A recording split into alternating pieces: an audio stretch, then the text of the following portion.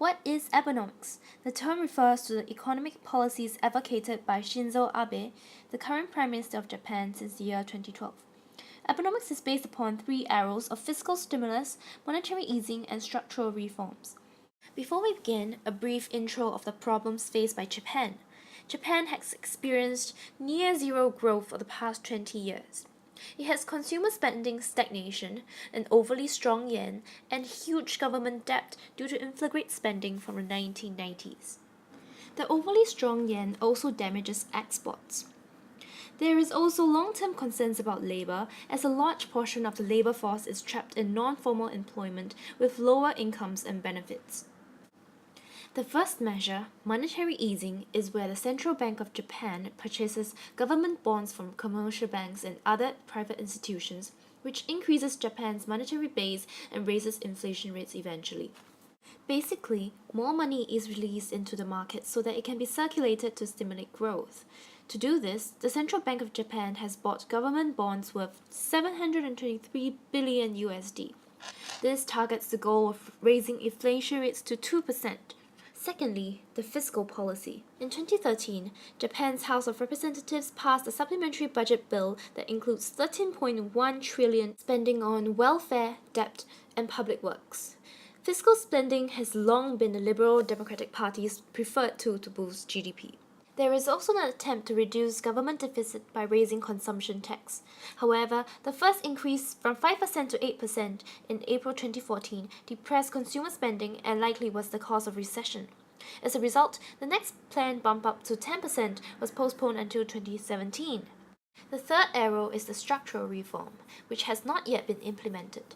Measures include lowering corporation tax, increasing the labor participation of women, being more open to foreigners, a push to export Japanese foods and culture to other countries in the world, as well as the lowering of barriers to foreign direct investment in Japan. Now let us look at the impacts brought about by current measures. For the monetary policy, Japan's exports have become more successful. There's a supposed increase in consumer spending and a fall in unemployment rate from 6 to 4%. However, imports have become more expensive due to yen depreciation and inflation, which is actually part of the aim fulfilled. For the fiscal policy, an increase in consumption tax has discouraged consumer spending and even possibly led to recession. Government spending on public works also contributed to more employment. We now look at speculations for the future of Japan. Critics argue that Abenomics brings major risks. Some think monetary easing could spur hyperinflation, while the opposite view holds that Abe's plan may do too little to reverse deeply entrenched deflation, because the government does not have perfect information in deciding exactly the right amount of money to release. Investors anticipating inflation could also put a scare in the bond market by selling out of fear that the investments will lose value in real terms.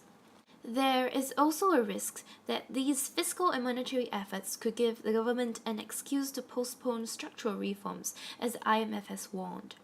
Without additional reforms, Japan risks falling back into lower growth and deflation, a further deterioration in the fiscal situation, and an over-reliance on monetary stimulus with negative consequences for the region. Exporters like Germany and China have also sounded warnings about a global currency war or competitive devaluation, in which countries vie to weaken their currencies and thus gain an advantage for their exports. As an overview, in the short run, inflation has occurred but real GDP has been fluctuating with no sign of improvement. The weak yen will raise exports, but Japan will be competing with established global exporters like China, which pose dim prospects. Overall, whether or not Japan's growth is sustainable will depend on the implementation of structural reforms, especially in the market for novel ideas and creativity, instead of solely striving for a higher nominal GDP.